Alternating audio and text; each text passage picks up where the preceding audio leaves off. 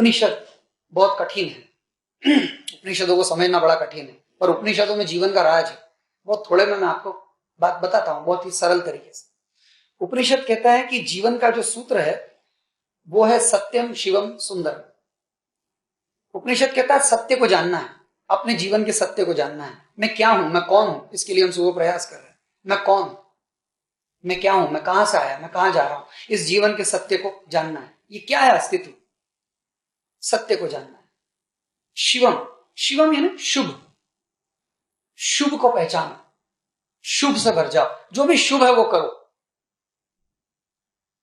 और फिर सुंदर, सौंदर्य से भर जाओ। अब ये तीन सूत्र बड़े गजब के हैं और बस इतने में उपनिषद पूरा हो गया। ये तीन बात समझ में आ गई कि सत्य पे अडिग रहें, सत्य ही बोलें, सत्य पे ही चलें, सत्य को ढूंढें, सत्य के मार्ग पर रहें, जो गांधी जी का अपना मार्ग रहा। सत्य, फिर शुभ, जो भी करें शुभ, वो अशुभ ना हो, शुभ में जाए, शुभ कार्यों में। अभी आप यहां आ गए, एक शुभ कार्य है, आप शुभ कार्य में सम्मिलित हुए तो शुभ से भर गए।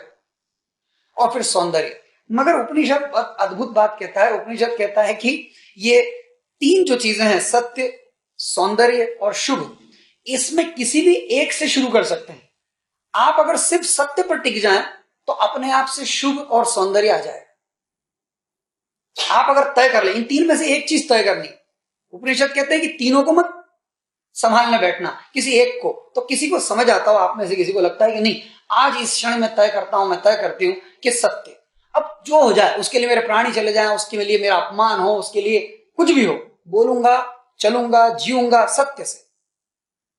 तो सत्य को उसने सूत्र बनाया, वो अपने आप सुंदर हो जाएगा, वो अपने आप शुभ हो जाएगा। वो जो करेगा वो शुभ ही होगा, वो शुभ स्वरूप ही हो जाएगा, वो सत्य पर टिक गया।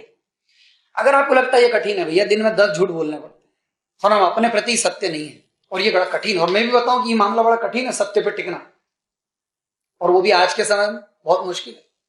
तो चलो शुभ, कि मैं शुभ कार्य में लग जाऊं, किसी ऐसे शुभ कार्य में अपने जीवन को समर्पित कर दें, जीवन ही दे दें। यार ये शुभ कार्य है, ये सेवा का कार्य है, जीवन दे दिया। और आज के समय में ये भी बड़ा मुश्किल है। सेवा के लिए जाते हैं हम, आधा 1 घंटा 2 घंटा 3, कितनी देर सेवा करेंगे, अपनी भी तो करनी है, तो हम फिर लौट आते। ये बड़ा मुश्किल है, सेवा में समर्पित हो जाना, शुभ में समर्पित हो जाना। और मैं आपसे कहूं कि तीसरा सूत्र बहुत आसान है, जो कि हमारे साथ बैठता भी है। हम सब अभी तैयार होके आए, ध्यान शिविर में तैयार होके आने की बहुत बात नहीं थी, फिर भी हम बाल व्यवस्थित करके आते, कपड़े व्यवस्थित पहन के आते। ये बात करो था हमारे स्वभाव के साथ बैठती है, मेल खाती है। हर आदमी घर से निकलने के पहले एक बार आईने में देखता है, थोड़ा सजता है, संवरता है, तैयार होता है। ये सरल है।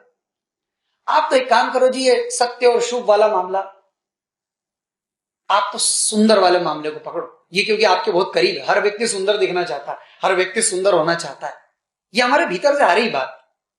तो चलो ठीक है, इसी को पकड़ें। तो आज ये तय कर लें इस क्षण कि जो भी काम करेंगे छोटा से छोटा, वो बहुत सुंदर होना चाहिए।